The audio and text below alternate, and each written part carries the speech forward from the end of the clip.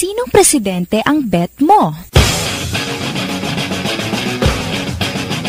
Galing at talino, Gibo Chodoro. Ang boto ko ay si Aquino. Ngayong eleksyon, kay Gordon ako. Siyempre, si Villar. Ngayong eleksyon, si Estrada Ako? iboboto. Jambi Madrigal Si Perlas ang iboboto Basta ako, kay Villanueva. Dapat si JC De Los Reyes.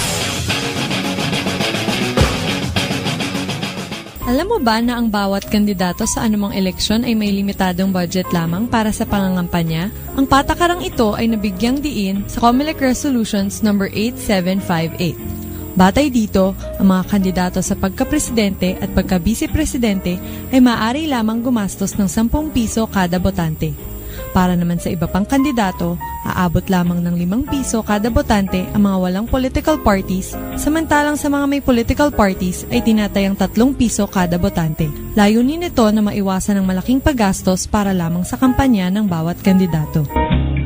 Sa dami ng bilang ng mga naghahangad na magkaroon ng posisyon sa pamahalaan, sino ang tunay na karapat-dapat para sa ating mga boto?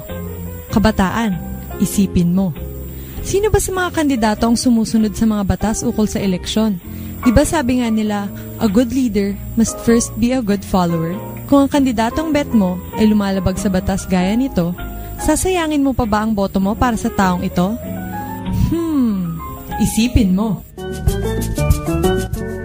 Mahalaga ang boto mo dahil leader ka, K. Isang paalala hatid sa inyo ng UPLB at ng Radyo DZLB 1116 kHz ang tinig ng kaunlaran.